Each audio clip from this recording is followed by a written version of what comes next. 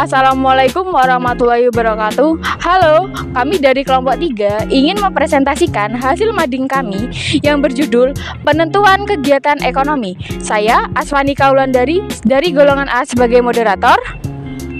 Saya Adil Kristianto dari golongan A. Saya Emilia Ananta dari golongan D. Saya Menisa Aulia Huriska dari golongan A. Saya Sofi Dibawi Caksari dari golongan C. Saya Abdul Madani dari golongan A. Oke, untuk materi yang pertama akan disampaikan oleh teman saya yang bernama Adil Kristanto. Yang pertama adalah pandangan ahli ekonomi klasik. Suatu perekonomian yang diatur oleh mekanisme pasar, tingkat penggunaan tenaga kerja penuh akan selalu tercapai.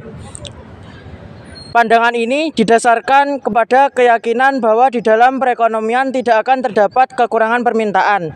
Keyakinan ahli-ahli ekonomi klasik bahwa penawaran akan selalu menciptakan permintaan. A. Penentuan suku bunga. Ahli-ahli ekonomi klasik berkeyakinan bahwa suku bunga menentukan besarnya hubungan maupun investasi yang akan dilakukan dalam perekonomian.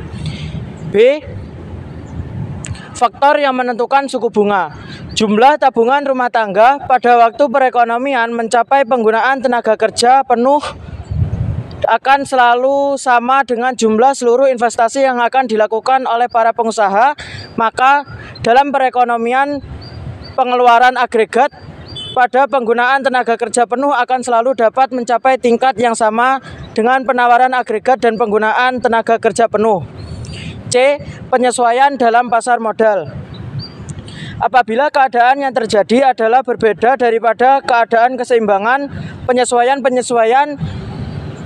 akan terus-menerus berlangsung dalam pasar modal sehingga tercapai keadaan keseimbangan seperti yang telah diterangkan di atas. D. Kelemahan pandangan klasik. Setelah Keynes menunjukkan kelemahan-kelemahan dari pandangan ahli-ahli ekonomi klasik mengenai penentuan tingkat kegiatan perekonomian negara. Sebagai alternatif, Keynes mengemukakan suatu pandangan lain. Dalam teori Keynes ditunjukkan bahwa tingkat kegiatan perekonomian tidak selalu mencapai tingkat penggunaan tenaga kerja penuh. Sekian dari saya, dilanjut moderator.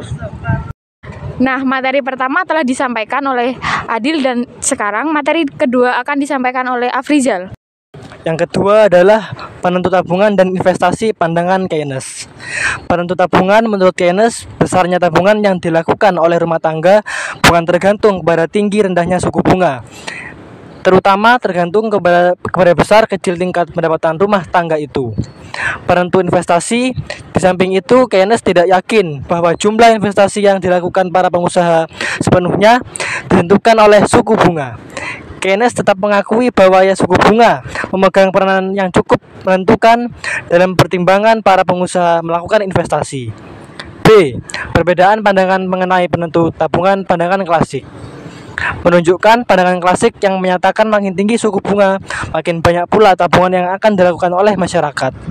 Pandangan Keynes, apabila tingkat pendapatan nasional rendah, tabungan masyarakat menjadi negatif. Ini berarti masyarakat menggunakan tabungan di masa lalu untuk membiayai hidupnya. Semakin tinggi pendapatan nasional, semakin banyak pula tabungan masyarakat.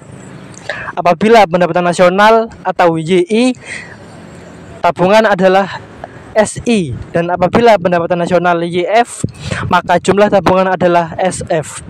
C. Penentu suku bunga pandangan Keynes. Keynes juga mengkritik pandangan klasik mengenai penentu suku bunga. Suku bunga ditentukan oleh permintaan dan penawaran uang, sedangkan permintaan uang ditentukan oleh keinginan masyarakat untuk memegang uang. D. Tingkat upah dan kegiatan ekonomi. Bahwa tingkat upah dapat mengalami perubahan-perubahan dan ini merupakan faktor lain yang akan menjamin tercapainya tingkat penggunaan tenaga penuh. Keynes juga mengkritik pendapat ini, menunjukkan bahwa dari sudut kenyataan yang terdapat dalam masyarakat dan dari sudut teori, pendapat itu tidaklah benar. Sekian yang dapat saya sampaikan, terima kasih. Nah, sekarang materi terakhir yang akan disampaikan oleh Sofi. Yang terakhir mengenai pendekatan terkini dalam penentuan kegiatan perekonomian. Yang A, mengenai perkembangan analisa makroekonomi. Dalam garis besarnya, perkembangan analisa makroekonomi yang dikemukakan sesudah masa golongan Keynesian dapat dibedakan kepada 4 pemikiran. Yang pertama, monetaris, yang kedua, klasik baru, yang ketiga, segi penawaran, dan yang keempat, Keynesian baru. Yang pertama, golongan monetaris. Mutaris, sistem pasar bebas cukup efisiensi dalam mengatur kegiatan ekonomi pada kesempatan kerja penuh, menunjukkan peranan penawaran uang dalam menentukan tingkat kegiatan ekonomi. Yang kedua, klasik baru. Pandangan golongan ini didasarkan kepada 2 pemisahan penting, yaitu yang pertama, teori ini menganggap bahwa semua pelaku kegiatan ekonomi bertindak secara rasional. Dan yang kedua, sesuai dengan pendapat ahli-ahli ekonomi klasik adalah teori ekspektasi rasional berpendapat bahwa semua jenis pasar beroperasi secara efisien dan dapat dengan cepat membuat penyesuaian-penyesuaian ke atas perubahan yang berlaku. Yang ketiga, ekonomi segi penawaran.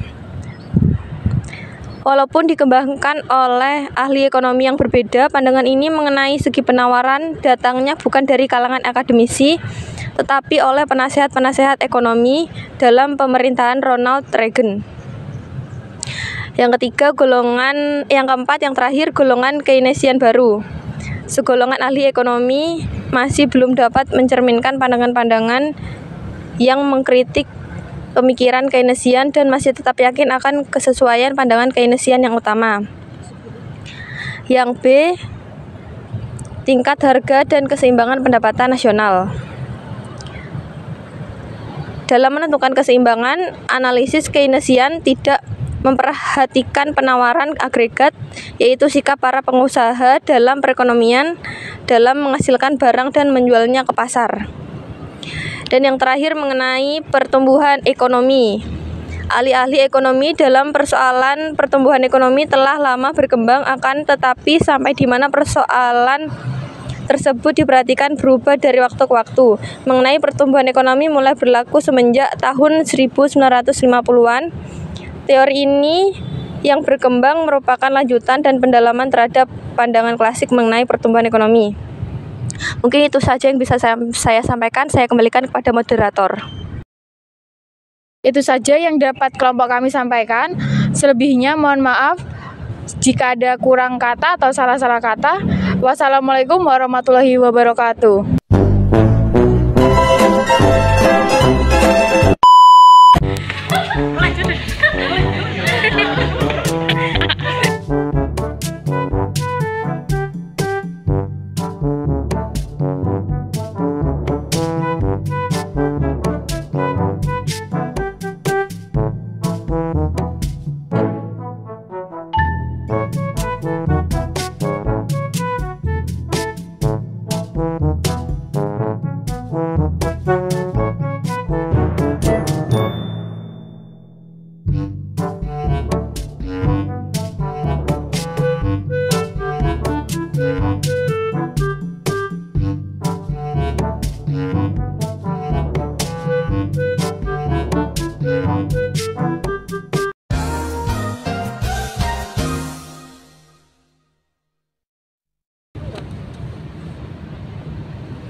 Oke, untuk materi pertama. Gak iso.